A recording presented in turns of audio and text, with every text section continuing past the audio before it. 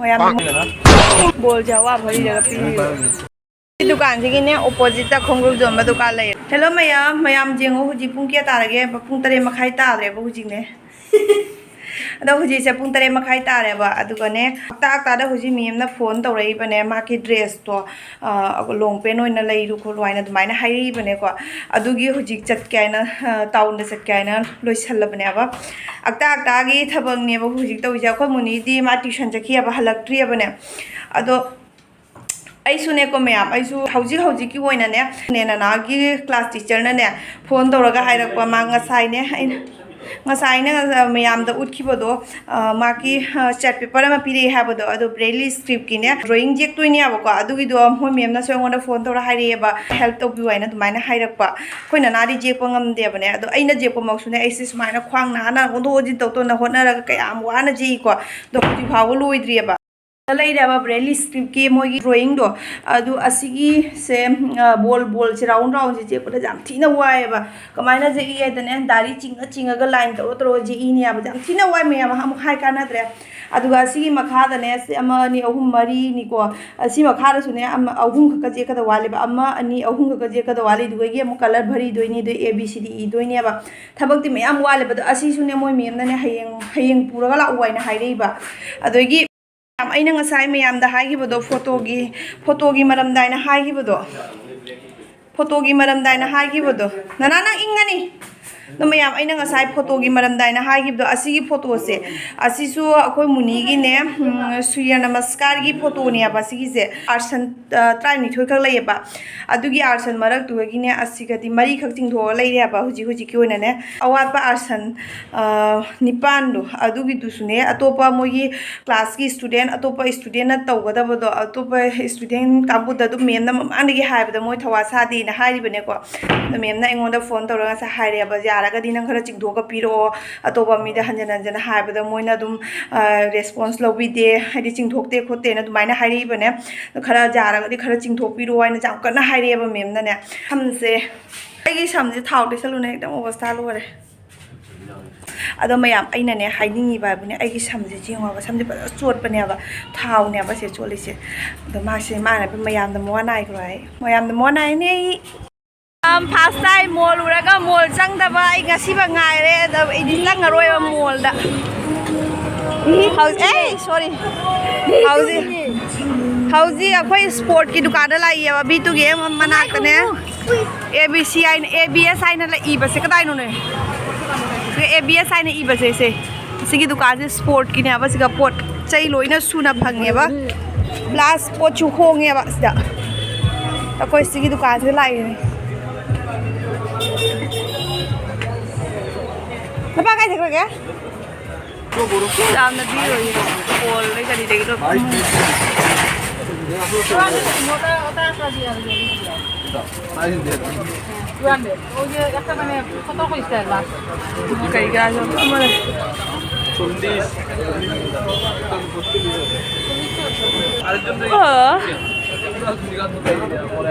Waterproof type ne abo ko. Slick hoy pize.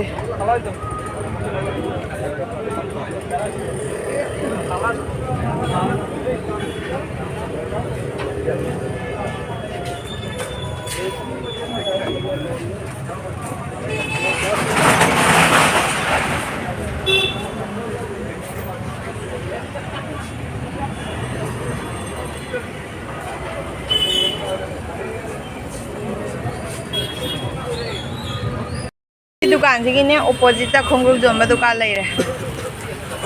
सिगे एक side ना main road ने अब गाड़ी चेले चखिनु ना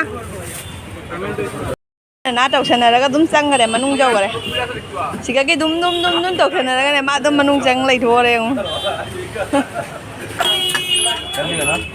बोल जावा भरी जगह पी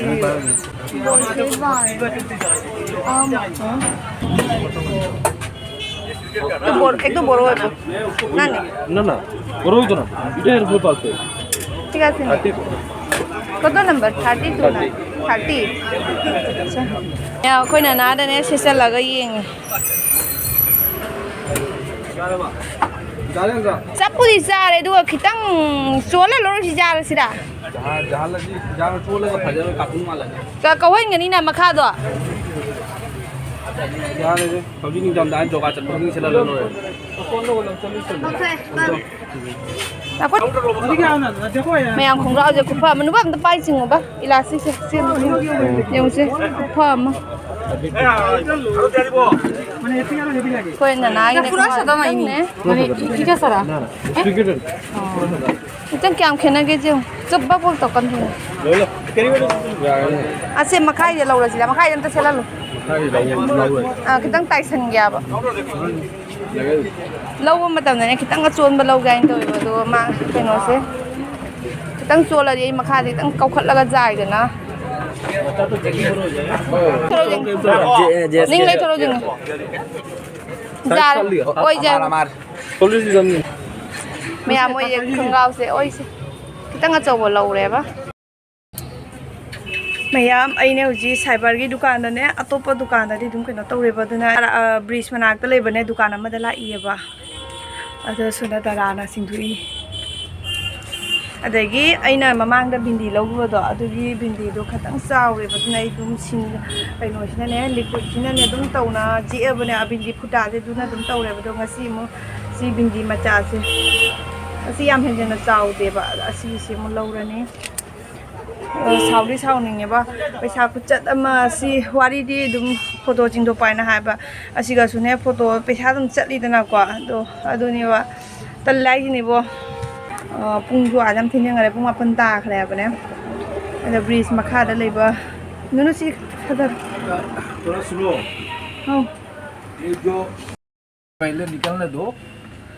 मयाम फोटो लौथोरे कइनोनेबा फोटो की पेपर दो अदुगा तौरीनी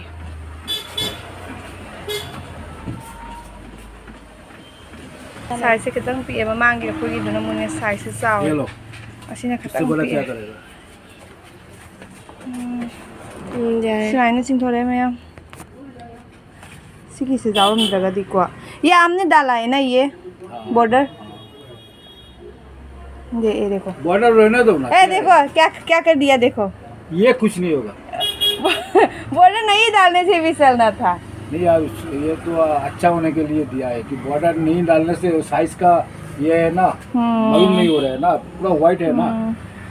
यही बात है तो गड़बड़ कर दिया देखो दादा ने गड़बड़ कर दिया देखो कि क्या है ये हो जाएगा कुछ नहीं होगा नमक का कलर थोक से सिवा यहाँ तक हो जाएगा स्कूल में जो टीचर ने बोलेगा ना तो ये मेरे ऊपर पूरा दोष दे देना ये अंकल ने क्या कर दिया पूरा था लेकिन ये कर दिया क्या करूँ जिन्हें पुंग तरा तारेबा दो खोजी ता थबक लोरा लाई यंगा लो सिगा लाइरो सियानी जी चिंगोपै दमक्तनी आबा थेंगै से पुंग तरा तारे दुकान का लोई थिंगनारे याम आई मयाम दा हाइगे बा खोजी ता थुंगरियाबा पुंग तरा तारेबा अदो असिगी फोटो सिंगिनेबा असी फोटो इने चिंदोपगी अहानबदने अतोप साइबर दुकान चंगबदने मोइनने असुमाइना चिंथोपिरेबदो पैसाजु लहौरे लुपा 90 लहौरेबा अदुगि असिगी फोटो से नत्तेबा हमरा अदुना दगी असिसे हजिमु अतोप दुकान दगी तौना चिंथोरइनेबा असिगिसे पाकुंधा कुंधा लहौरेबा फोटो अमदने अदो पाइ लेते मयाम अइनने मेमदा तौरोगेना हाबसु मेमदा सुंजा यारक्तिबा अदुना तुम पुथो चिंथोरे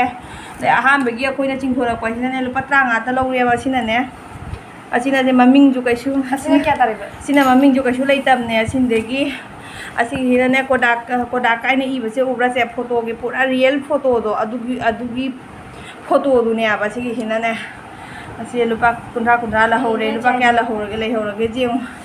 तो मैं पैसा की वाई देबा वाबा सिगी खलुबदने तल्लेबा अदगी असिगी हां अदगी असिगी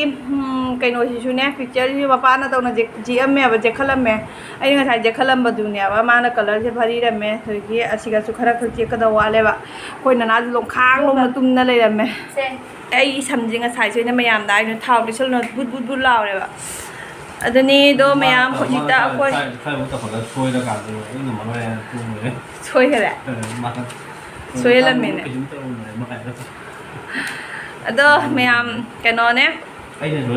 चाक ꯆꯥꯛ ꯄꯤꯖꯔꯕ ꯅꯪꯅ ꯁꯣꯏꯔꯝꯃꯤ ꯂꯣꯏꯗꯣꯔꯤꯃꯤ ꯆꯥꯛ ꯄꯤꯖꯊꯧꯗ꯭ꯔꯕꯣ Ini yang tu pun ini hai. ꯆꯥꯛꯇꯤꯅꯦ ꯉꯁꯥꯏꯒꯤ ꯉꯥ ꯊꯣꯡꯕꯁꯨ ꯂꯩꯌꯦꯕ ꯆꯥꯛꯁꯨ ꯈꯔ ꯀꯥꯝꯃꯦ ꯑꯗꯨꯒꯤ ꯉꯁꯥꯏꯒꯤ ꯉꯥ ꯊꯣꯡꯕ ꯈꯔꯒ ꯂꯩꯌꯦꯕꯀꯣ ꯑꯗꯨꯒ ꯇꯧꯔꯒ ꯆꯥꯛ ꯆꯥꯔꯅꯦꯕ